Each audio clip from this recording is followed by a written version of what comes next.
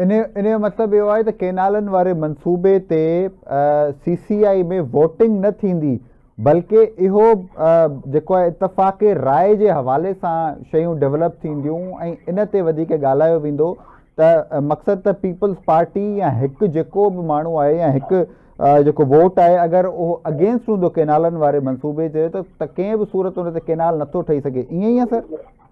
बिल्कुलु ईअं ई आहे। इहो थींदो त मुस्तक़बिल में ॾाढो ॾुखियो थी वेंदो को बि पाणीअ जो मनसूबो ठाहे।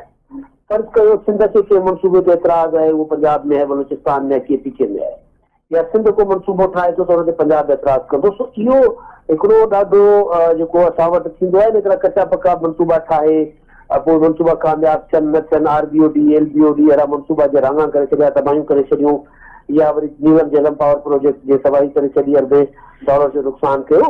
तो इन क़िस्म जा मनसूबा जेके इतफ़ाक़ राय सां थींदो इहो त बाबदा जा 4 ऑफिसर वेही ऐं पंजाब इरिगेशन जा 4 ऑफिसर वेही या 4 फेडरल कामोरा वेही फ़ैसिलो कंदा हुआ बाबा असांखे मनसूबो ठाहिणो आहे। उहो मनसूबो जेको आहे उहो हाणे इहो अॼु जिन पाणी सां बराह रास्त तालुक आहे उहो हाणे इतफ़ाक़ राय खां सवाइ न ठहंदो।